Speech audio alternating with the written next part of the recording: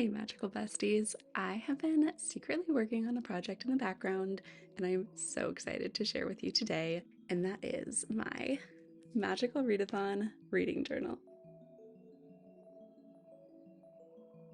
If you're not familiar with the Magical Readathon, it is a world created by G at Book Roast. In this world, there is this magical academy called Orilium, and you, as a character, get to interact within this world and learn new skills and perfect your craft. So this is a role-playing readathon that has been going on a couple years, and it's quite established, and there's a lot of fun aspects to it. So for quite a while, I've been wanting to compile my journey together into a journal, and it's just been a lot of fun to create. So I am in no means close to finishing this journal. In fact, I'm barely scraping the surface, but I've been working on this for a while, and I felt like the end of the spring equinox was a good time to share with you guys what I've been working on. So I hope you find some inspiration today, just in case you wanted to start your own Magical Readathon journal.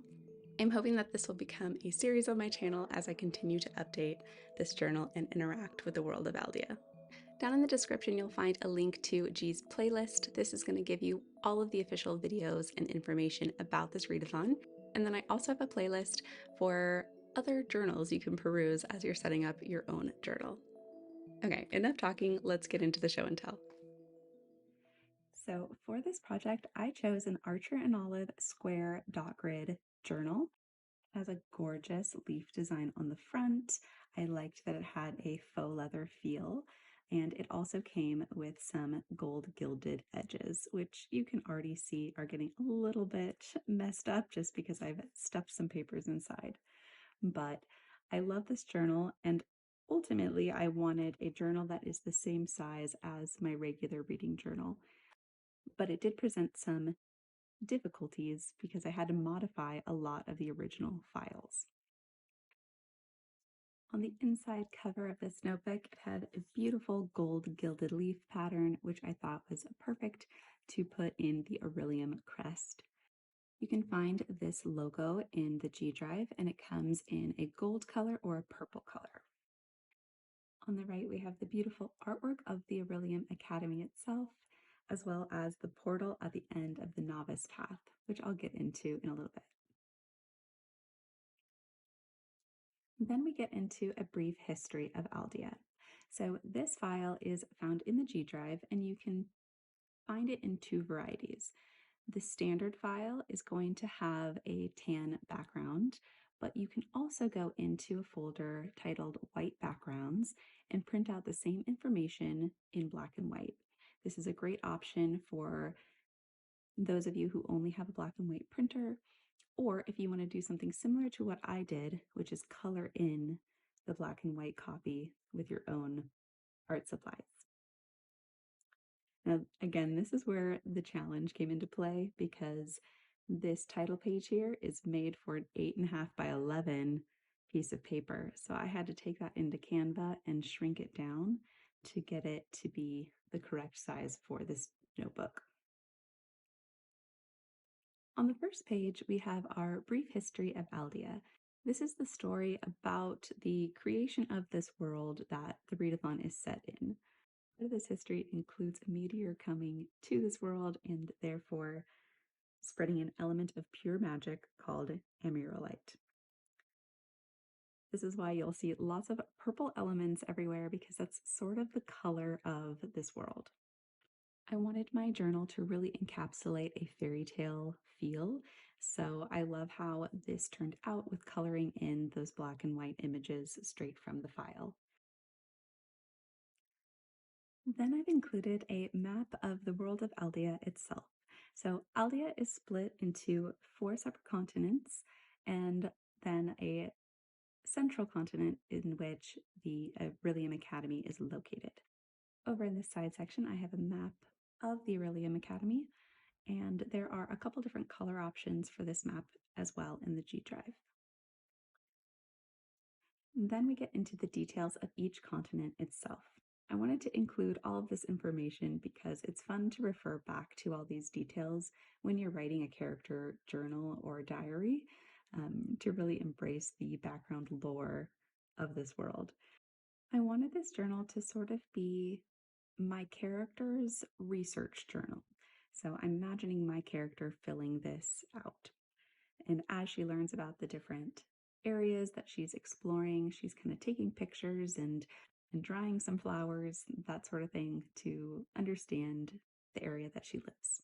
So the first continent is Dark Meadow. This is going to be the continent with the harshest climate and also the home of the largest library in all of Aldea. This is also the continent that my character is from. Up next, we have Carador. Carador is going to have the most diverse climate of all of the continents, and it has a very high population. This is a great continent to travel to go out and party, to go to a college, a local college. So think more of like a city vibe within the continent, but you have a lot of agriculture here as well. Then you have Daerun, which is more of a desert climate. This is where you're going to see a lot of neat transportation like sand ships. And then lastly, you have Eartheria. This is going to be your greenest continent filled with lots of flowers and greenery and forests and little animals. There's also a lot of ruins from past civilizations, which is really cool. After the continents, we get into the types of different characters you can play. So as you're designing a character, you can choose from the following types of beings to portray within this world. Starting with humans, since that's pretty much the easiest one to explain. And one of the characteristics of humans in this world is that they kind of adorn their very elaborate hairstyles with magical orbs. So I had my character sketch out kind of what that would look like in her journal. After that, we have elves. This is what my character is. Elves are deeply connected to the fabric of the universe, and their power is strongest at night when all three moons are present. So I wanted to incorporate some type of celestial drawing in here, as well as some jewel crafting skills. Then we get into the earthlings. There are different types of earthlings that all have different characteristics. So water earthlings will have gills, fire earthlings will have flaming hands. You've got spots for our air earthlings and antlers for our earth earthlings. Then we get into our Elterians, which is sort of a cousin of a vampire. They're a very secretive race, and they reside in the Great Underworld Library in Dark Meadow. The fun thing about this world is that Elterians are actually adverse to blood, so most of them embrace a vegan diet unless there's no other option. So here I just kind of leaned into my vampire vibes. They also have the ability to shapeshift into a crow. And then you have the Skymorn. These are easily identified because of their purple skin. One of the cool features about them is that they're able to see each other through a different wavelength that other races cannot, and they can identify each other that way, which is really cool. Then you have dwarves. Dwarves are a very critical, analytical, and logical race, and they are responsible for the majority of the breakthroughs in technology, architecture, and science. One of the dwarf characteristics is that the men will trim their horns and adorn them with emeralds. So once you've decided what type of character you want to play and where they're from, you can move on into something called the novice path. This is another big part of your character's history because this is kind of their initiation into our magical academy known as Orilium. In the past, this was kind of a longer journey, but now it has been shortened into this little quiz that you can find here.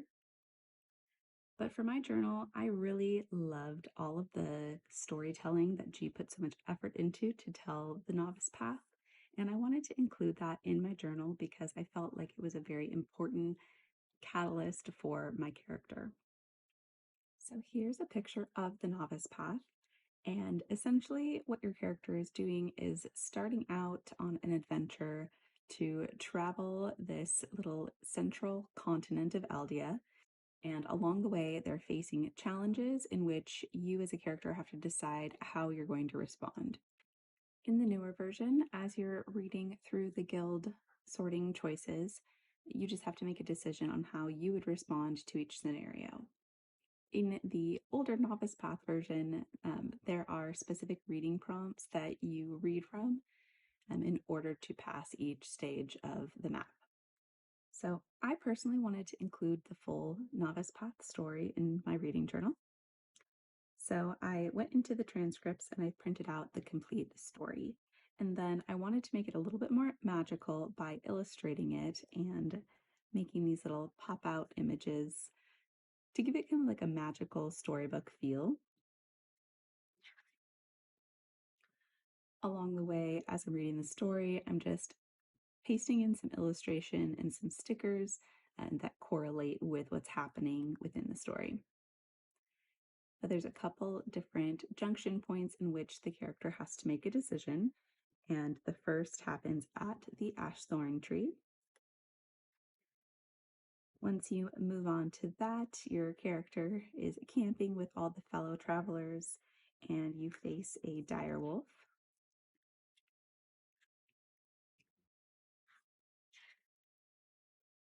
You also have to battle through the mist of solitude, which will give you some pretty significant hallucinations. And you're faced with a second decision. Then we get to the ruins of Skye, where you're faced with a stranger and are tested on how you respond in that situation. Then you get to the beautiful Obsidian Falls, which is a waterfall of starlight. It sounds so beautiful and breathtaking. There's butterflies flying all around, and it looks like perfection until you realize that these butterflies are actually very poisonous, and you are faced with your fourth decision. Finally, making it to the Tower of Rumination, which is this windy, wizardy tower with orbs on the top, and you've got some upside down fruit, and it's very quirky and fun. And when you get inside, you are given the option to choose from several different scrolls, and that is your final choice of the novice path. Each of your choices is going to correlate to a specific shape, and at the end, after completing all of your choices, you're going to total up the majority of your shapes, and that's going to invite you into your guild. So for me, I was invited into the Order of the Crescent, and this is my character, the portal at the Orilium Arc. And on this next page, I just colored in my version of the novice path so I could paste in the different book covers based on what I read for each of the prompts. And it's interesting because I did all of this in 2023, so this feels so long ago at this point, but there's still some of my favorites on this page. So that was essentially all of the history of Aldea, and now we're getting into more of my specific character's design traits. The Scholar's Key is not one of the title pages that is within the regular files, so I had to craft this on Canva. I just wanted to make it look similar, and I decided to go with the icon of a bear since that is the familiar that I chose for my character. I have a lovely space carved out for my character photo, which I've commissioned my husband to make for me, and it is just not ready yet. So that's a place saver for now. Part of building your character involves reading a few books to establish their history. So for my heritage, the prompt was to read a book that had a moon on the cover. And so I read What the River Knows. Since my province is Dark Meadow, the prompt for that is to read a dark academia book, since they are known for having the grandest library on that continent. And the book I chose for that is A Study in Drowning. And then my background is a wildling. You can either be wild or you can be urban, and my character is a little bit more wild. So for that, I needed to read a book that took place in a forest. So I read the book Before the Devil Knows You're Here. On the right, I have information about my specific guild, which is the Order of the Crescent. We are known for our nature magic and bonding with animal familiars. Every guild is going to have their own unique callings and unique specialties. So for my guild, we can gain an animal familiar. We have some options for what we can make our character's main conduit of magic. And then we also specialize in shapeshifting, elemental magic, and animal studies. So on this page, I've just illustrated the conduits. So these are all of the different options you can get for your characters. And every character can acquire most of these conduits. In order to acquire them, you need to read based on a certain prompt. So these are the different books that I read to complete and earn those conduits.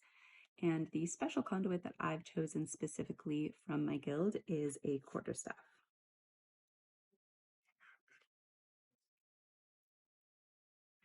Then we get into legacy. Part of the legacy of my guild is that I get to embrace an animal familiar. And the prompt for that is to read a book with an animal on the cover. At the time, the last book I had read was Corduroy, which is a children's book, but one that I'm very, very fond of. And I thought that was very fitting to adopt a bear as my familiar. So on the right here, I have my chosen calling, which is Thread Mage. There are so many callings to choose from. So if you're designing your character, take the time and read through all of the descriptions of each of the callings and see which ones you might identify with. Then you'll want to take a look at the spring equinox and autumn equinox areas and look at how many classes you have. For my calling in the spring equinox, there are 5 classes I need to take. So that's going to translate to me reading 5 books during a readathon semester. Then in the autumn, there's different qualifications you need to get for each class. So even though there are 4 classes listed, there are kind of duplicate prompts that we need to complete for that class. So translating that into choosing how many books you can handle for your character and what your course load is going to be giving you. Spring equinox would be 5 books for me, and autumn equinox is 6 books. I know based on my own reading history that that is something I can easily accomplish within the month. So I always have a lot of fun during the readathons because I know I can complete them. So when you're choosing your calling, make sure to pay attention to that so you don't end up choosing something that requires 15 books a month if you were used to reading 1 or 2. That being said, there are so many callings, so there's something you can find for every type of reader. Up next, we get into certifications. So certifications are available to everyone, and there is no set time limit for which you can complete these.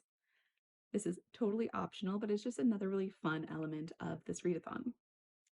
For example, you can earn a dragon riding license by reading 2 books that contain dragons and watching either a movie or TV show that has a dragon character. Over here, you can also become an apothecary keeper. The prompt for this is to read 2 books that have plants on the cover and also to find and document some pictures of plants that you take yourself. So these are my tiny little Polaroids of the pictures that I took.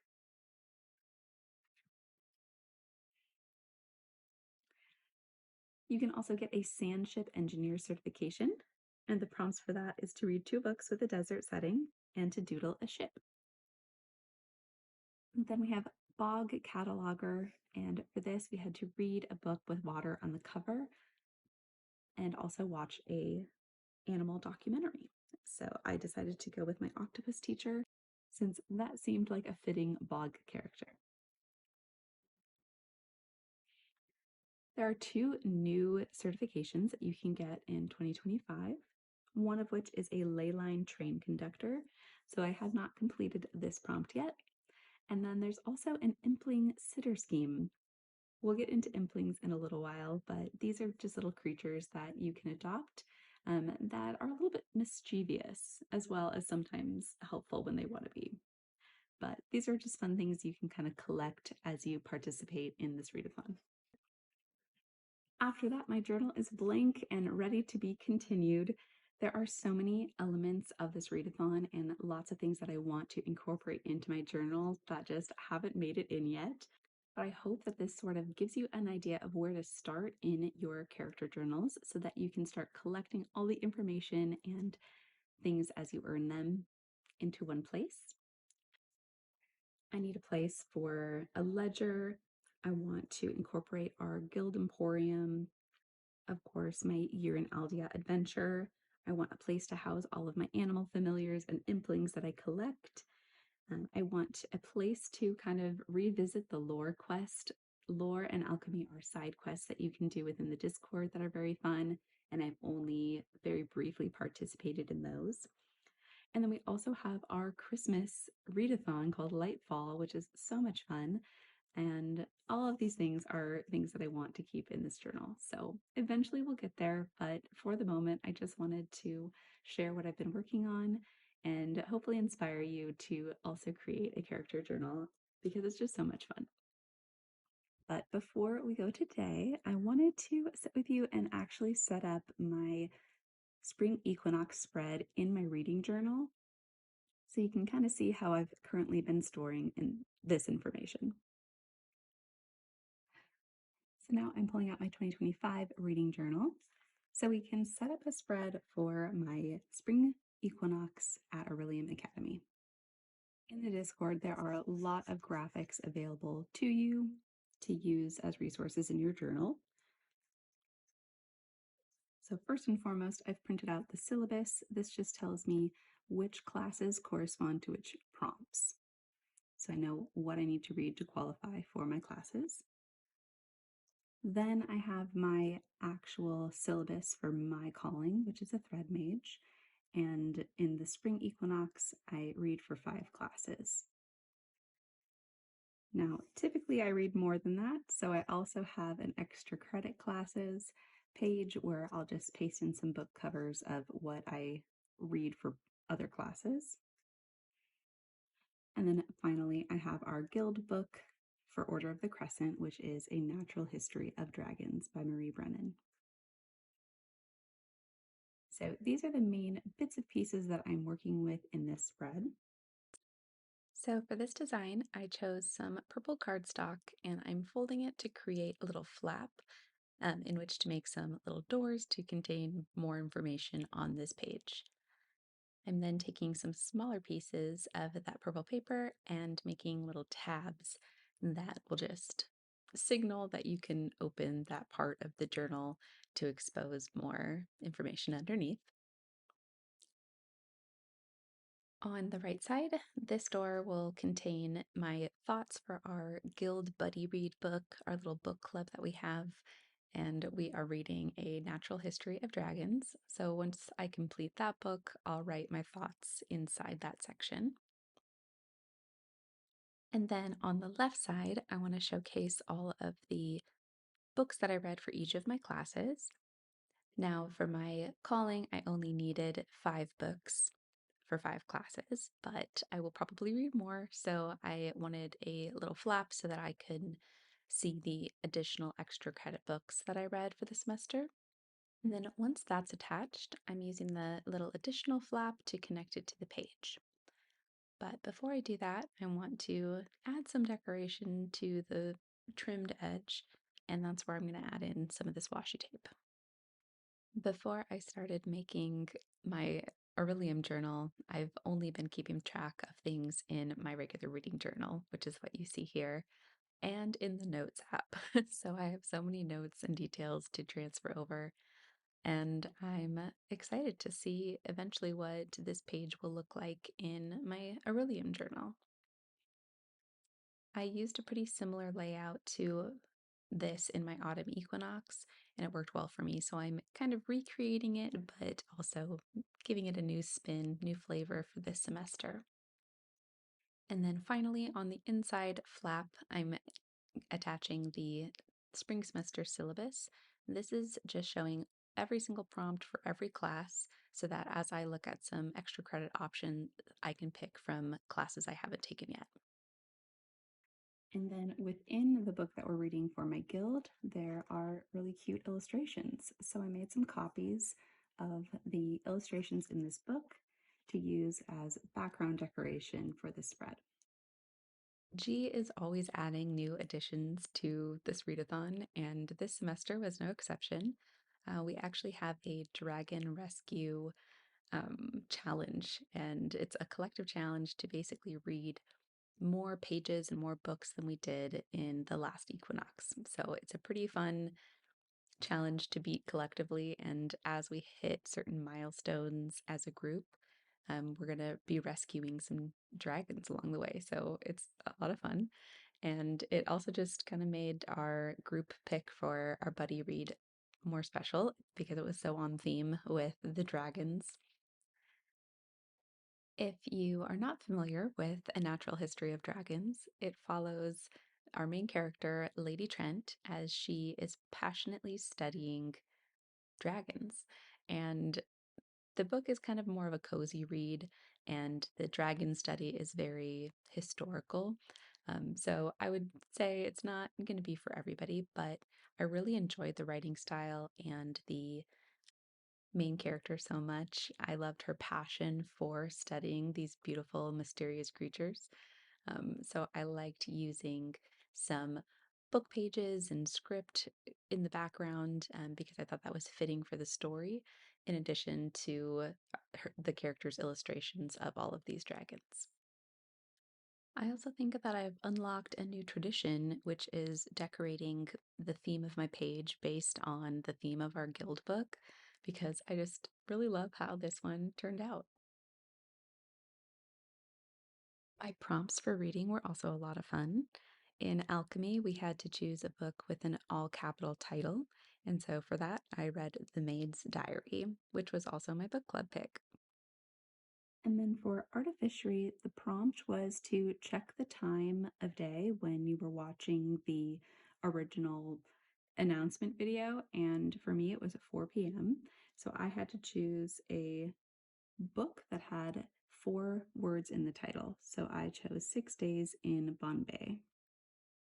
Then for spells and incantations, we had to use one of the words that were in our previous book and use that in our next book. So the book I chose was Six Crimson Cranes.